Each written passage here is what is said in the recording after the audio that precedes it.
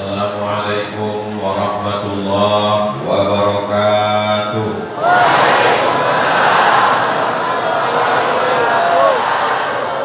Apa kabar Bapak Ibu semuanya, sehat? Sudah makan malam? Nampaknya ikhtilaf ya Pak. Sebagian bilang sudah, sebagian belum. Mudah-mudahan semuanya sehat walafiat, istiqomah iman dan Islam, sampai ke bulan Ramadan mendapatkan ampunan Allah Subhanahu wa Ta'ala, berakhir dengan husnul khatimah. Alhamdulillah wassalatu wassalamu ala Rasulillah wa ala alihi wa sahbihi wa man da'a bi da'watihi wa istanna bi sunnatihi ila yaumi liqa'i rabbih wa ba'd.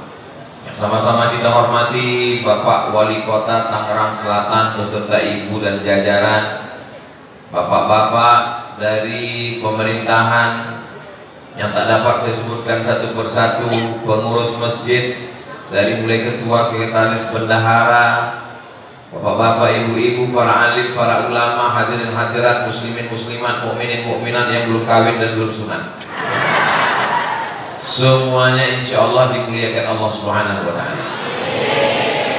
Yang di dalam masjid, di atas pentas, di atas karpet, diberi kursi, belum tentu lebih mulia daripada yang berdiri di luar di tangga, betul? Betul.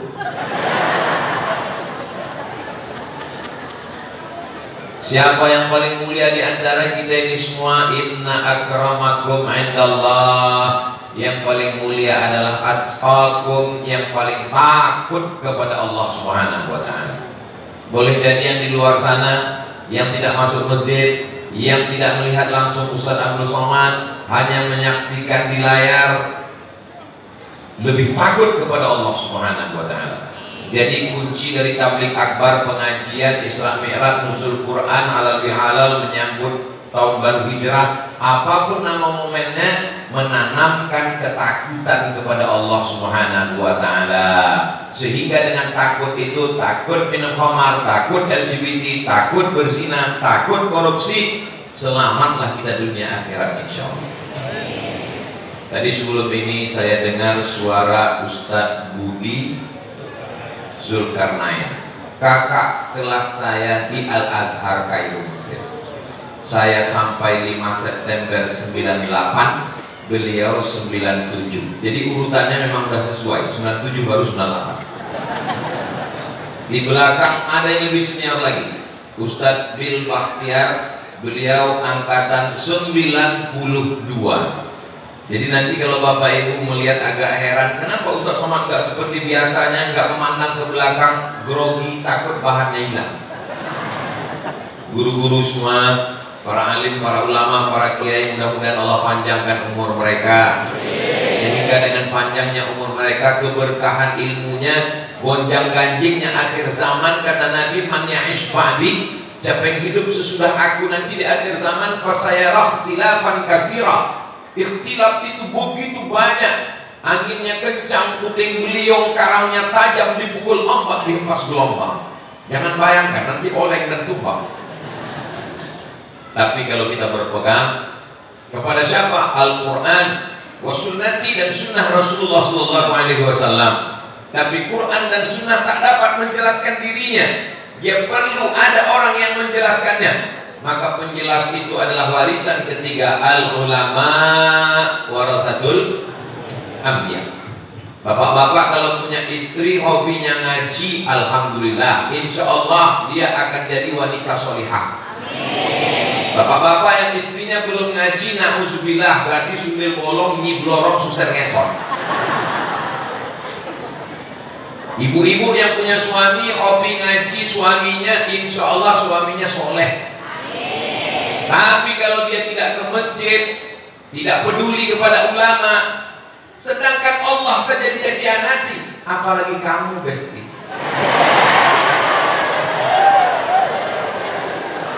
Ustaz jangan lupa ini di masjid, saya masih ingat.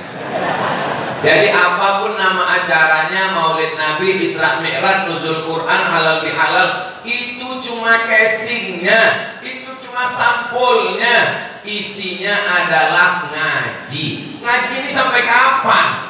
Sampai kapan ngaji ini? Ngaji ini nggak ada berhentinya. Saya ngajar ngaji kitab yang paling kecil bidang masing-masing. Kebetulan saya kuliah dulu jurusan hadis. Jadi kitab yang paling kecil Arba'in Nawawi karya Imam Abu Zakaria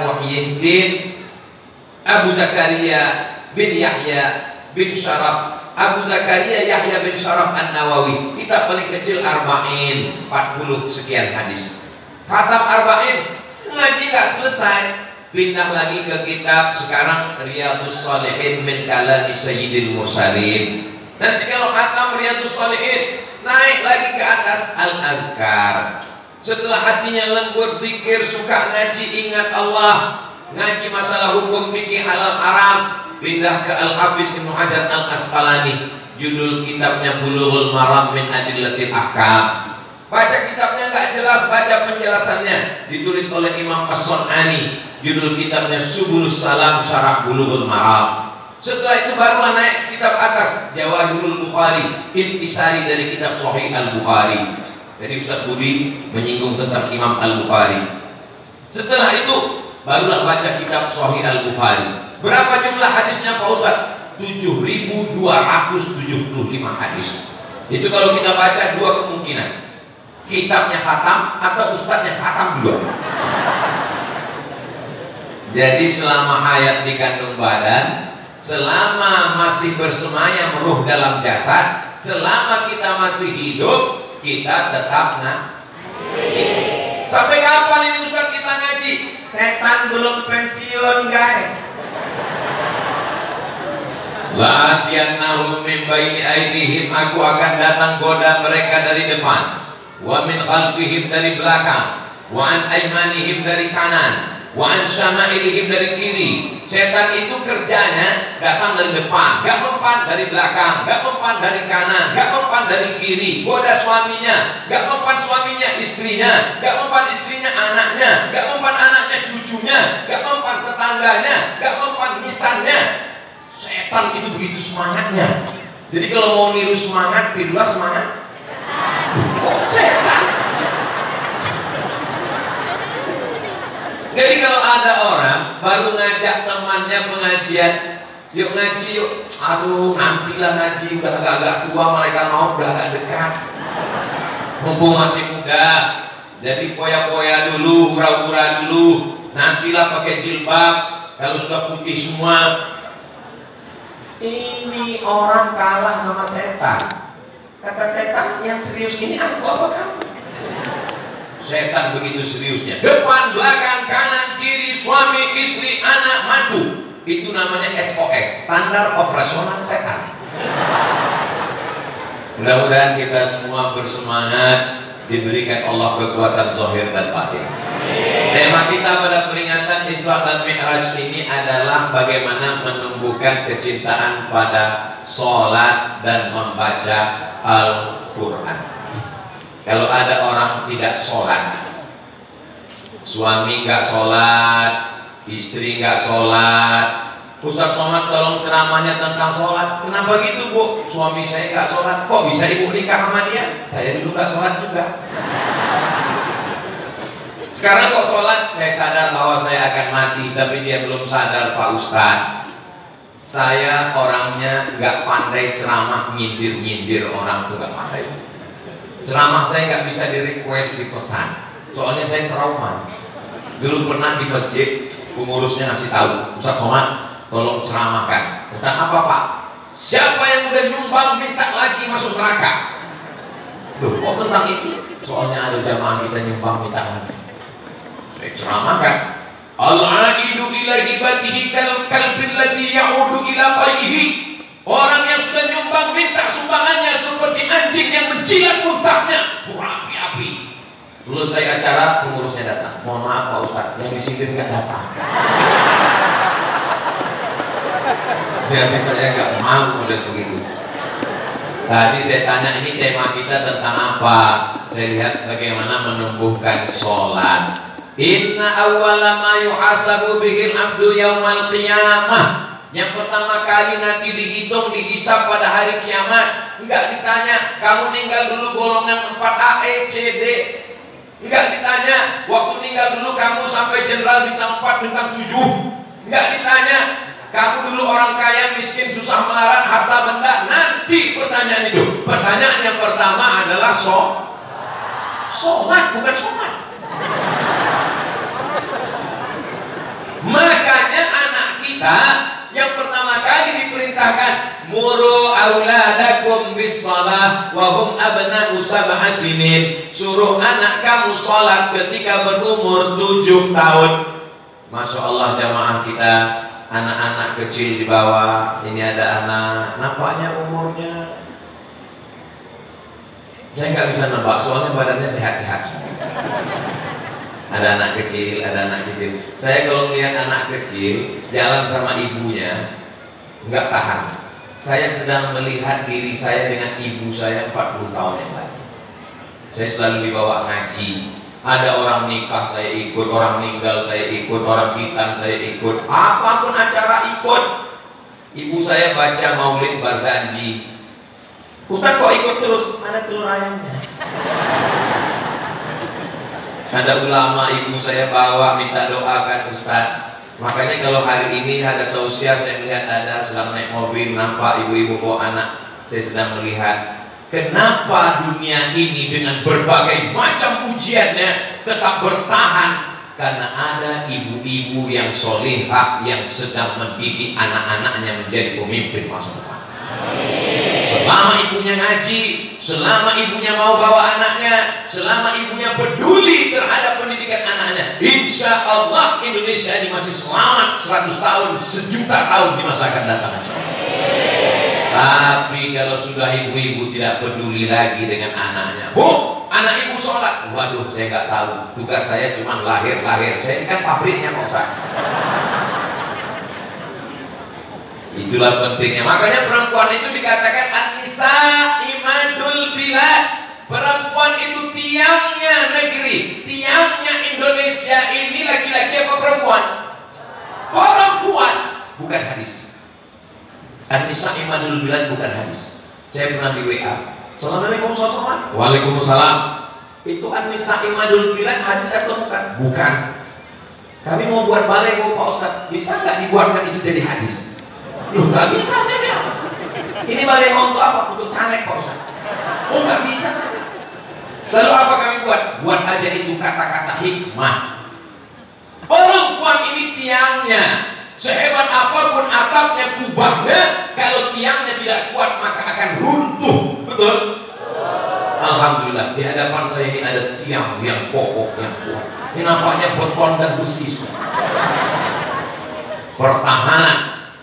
Kalau saya ceramah di hadapan saya ada 500 laki-laki, itu yang serius mendengar cuma 100, yang ingat sampai pulang tinggal 50, yang mampu menceritakan ke istrinya tinggal 20, yang didengar oleh istrinya tinggal 10, yang mengamalkan tinggal 5.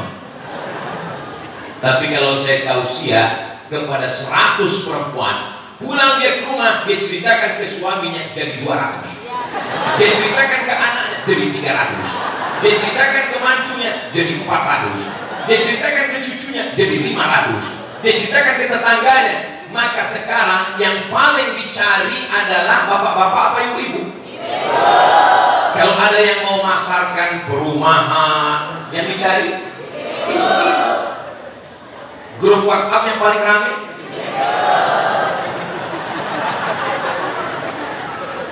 Saya ketemu dengan bapak-bapak, Ustaz Abdul Somad nanti sebelum tausiah mampir ke rumah kami. Siap.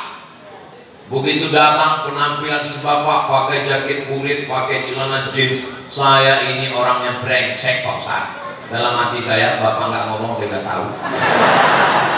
Saya nggak peduli sama sholat, saya nggak peduli sama akhirat. Dunia ini semua dalam kepala saya. Dalam hati saya, pasti kamu tobat dengan ceramah aku kan?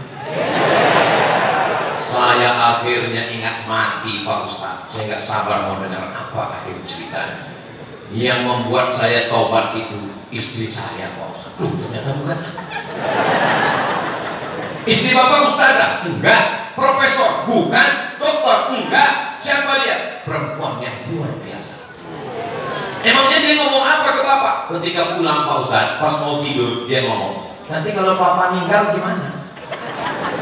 Nanti kalau Papa meninggal gimana? Hanya 5 kata. Tengah malam saya terngiang Pak Ustaz, nanti kalau Papa meninggal gimana? Besok saya mau berangkat ke kantor, nanti kalau Papa meninggal gimana? Kata-kata itu menghantui saya Pak Ustaz. Ternyata nggak pakai ayat, nggak pakai hadis, 5 kata, tapi berangkat dari hati akan sampai ke hati. Yang dari hati ke hati, yang dari mulut ke mulut. MLM, multi level marketing. Boleh untuk update status besok pagi. Jadi jangan remehkan perempuan, jangan sepelekan perempuan. Man ala thalatha banatin, siapa yang membesarkan, merawat, mengayomi, melindungi 3 anak perempuan, fa'adabahunna, dididik dengan baik, wa zawwajahunna, nikahkan dengan orang baik-baik, wa ahsana ilaihinna, buat baik sampai mati, falahul jannah, maka surgalah baginya. Ibu-ibu yang punya anak perempuan 3 orang angkat tangan. Masya Allah udah punya tiket ke surga. Lalu datang seorang sahabat, ya Rasulullah, saya cuma punya anak perempuan 2 orang, yang 2 pun masuk surga kita, tapi nggak ada yang 1 nggak ada. Jadi kalau yang masih 1 pulang dari sini tambah 1 lagi. Bapak setuju? Siap.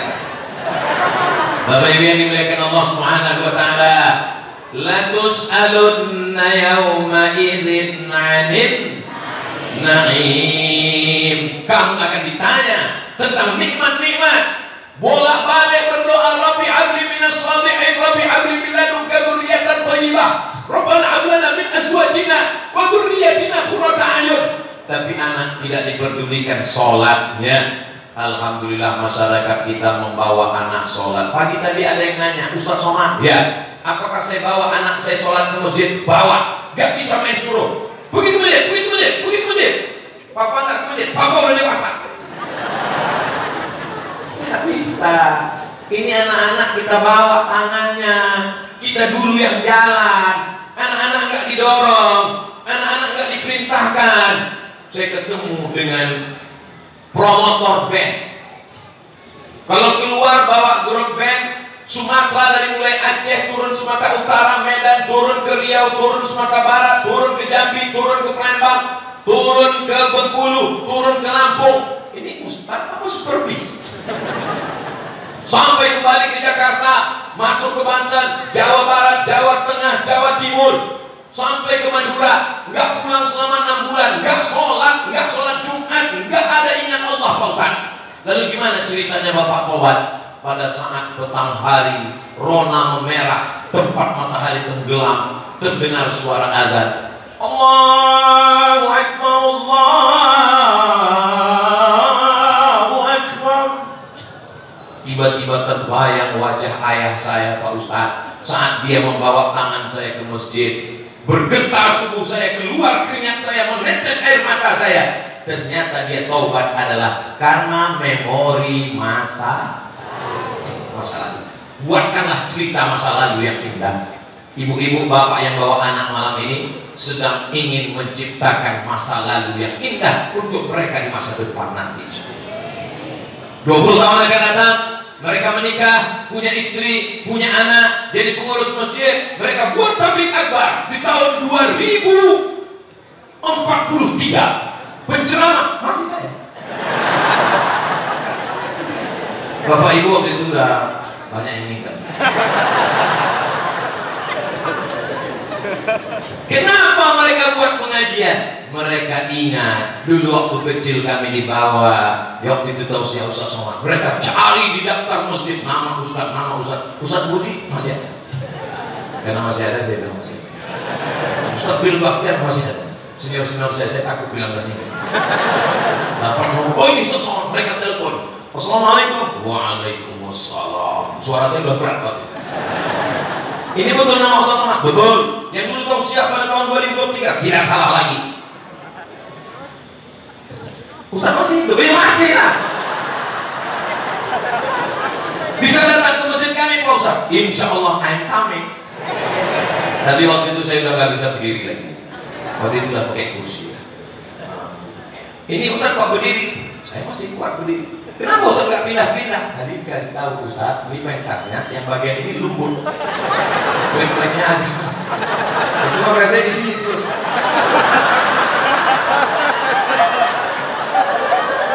Kalau ibu nggak percaya nanti suruh saya berdiri. Jadi semua yang menjadi pertanyaan itu, ku tahu ya kau mau. Daripada jadi fitnah, bagus saya jawab sekarang.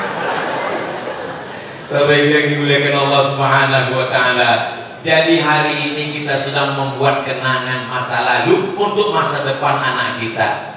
Nanti istrinya nanya, mas, dia dulu waktu kecil pernah dibawa papa ke masjid? Gak pernah tuh, biasanya kami cuma malam tahun baru. Ini mata abang buta sebelah gara-gara nonton.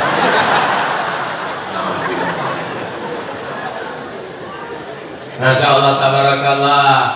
Maka ketika dia dibawa ke masjid, dia pun tahu. Saya sampai hari ini kalau pulang kampung, kebetulan masjid di kampung itu pintunya 2, 1 kanan 1 kiri. Daun pintu itu 4, 2 kanan 2 kiri. Kalau pintu masjid itu ditutup, ada rongga ruang kosong di tengah. Pintu kanan, pintu kiri ditutup, ada bolongnya di tengah. Disitulah tempat saya bersembunyi mengintip khotib hari Jumat.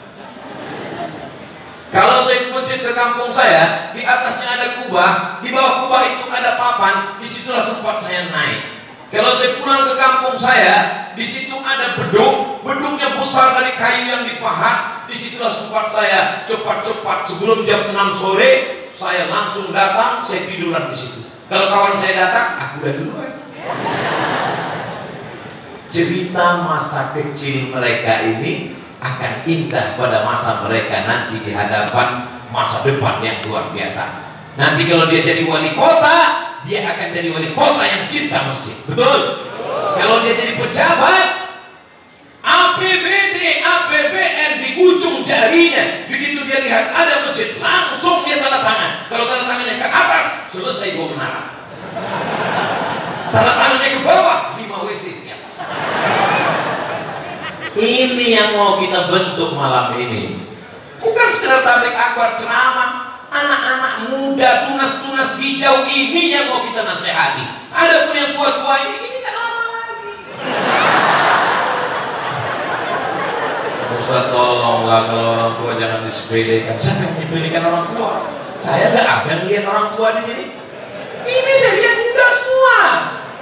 Ini adalah anak-anak muda yang terjebak di tubuh orang tua. Allahu Akbar. Takbirnya masih kuat. Kalau mau ngetes tua muda itu dari takbirnya. Yang kita khawatirkan muda 17 tahun, hayya 'alas shalah.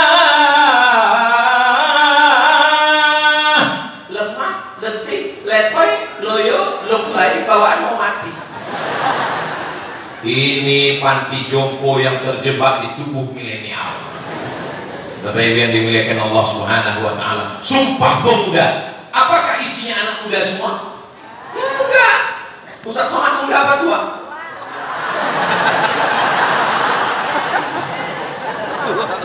Jamaah yang dimuliakan Allah Subhanahu wa Ta'ala, anak-anak ini kita bawa ke masjid. Ustaz Somad, saya kurang setuju kalau anak dibawa ke masjid. Usia ini ada namanya mumayyiz. Mumayyiz itu sudah bisa membedakan mana kotoran, mana makanan. Kalau kita kasih perintah larangan, dia merespon. Nah, dia diam. Itu bawa ke masjid. Tapi ada anak ketika kita kan, dia balik lagi. Itu sumber kekacauan. Kita khawatirkan ada orang tua sholat, kacamatanya waktu rukuk takut jatuh, dia letakkan di bawah. Begitu takbiratul ihram, Allahu Akbar, anak yang tadi dia mulai lari.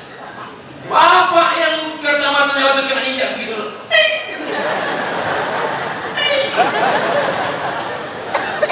ini tinggal menunggu salam. Khawatirnya nggak sampai salam. Begitu salam, saat tahiyatul udah menggeletar nih. Assalamualaikum warahmatullahi wabarakatuh. Memang anak setan. Pasti bapaknya juga setan. Hancur. Ini kita jaga. Maka anak mumayyiz umur 4 tahun, 5 tahun yang sudah bisa. Lalu kemudian ketika di masjid ini, Ustaz Somad, kalau anak-anak kecil itu sopnya di mana? Kata Syekh Atiyah Sokor, Mufti Al-Azhar tempat kami belajar dulu, mengatakan anak kecil itu dibuatkan sop khusus di belakang. Emangnya kenapa kalau anak saya di sop di samping saya, apa salahnya? Memangnya anak saya ini najis? Anak bapak nggak najis, Pak, tapi ujung senapan angin ada najisnya.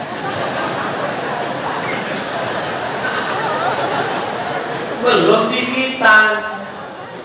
Yang senyumnya terlambat, lama lodiknya.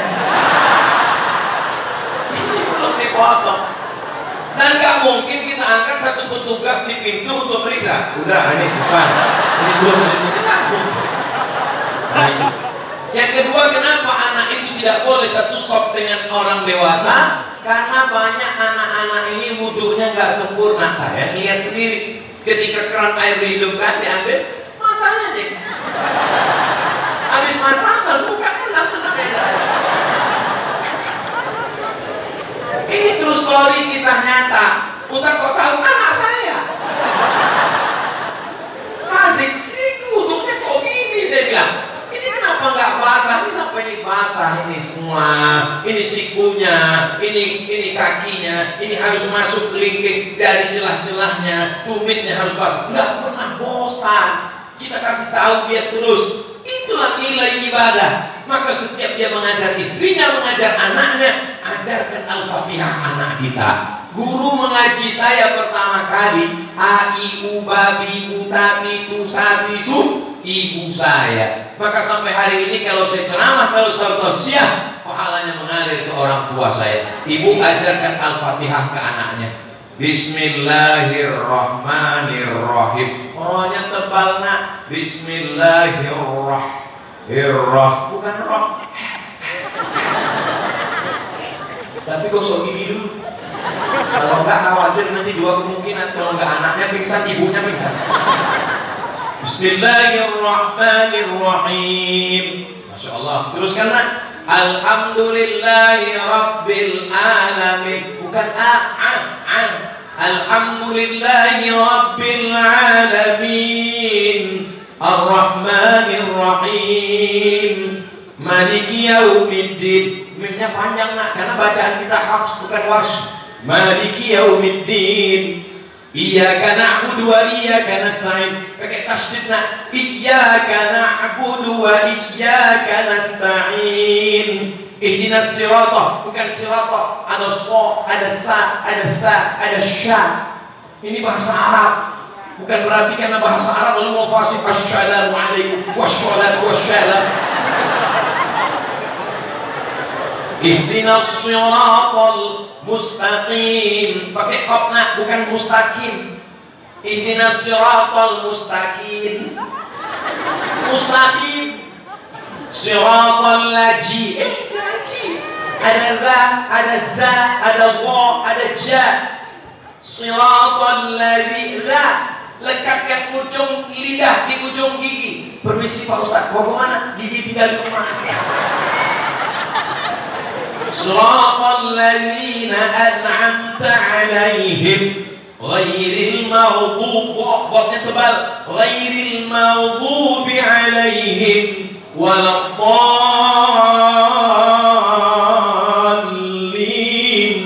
Amin. Anak-anak kita ini akan menjadi imam pada waktu. Saya tausiah tinggal di hotel, sarapan pagi. Pas lagi sarapan pagi, datang ibu-ibu nggak tahu dari kantor dinas mana. Ustaz Somad ya? Nih. Oh enggak, ini Ustaz Somad. Memang betul. Alhamdulillah bisa ketemu Ustaz. Aku tidak pernah mencarimu, Bu. Ibu pun nggak pernah mencari aku. Allah mempertemukan kita. Acara apa Bu? Ini ada acara kantor Pak Ustaz. Ini pegawai dari kantor staf saya, Masya Allah. Belum nikah? Belum Pak Ustadz. Dia lagi mau cari imam Pak Ustadz. Oh, saya khotib.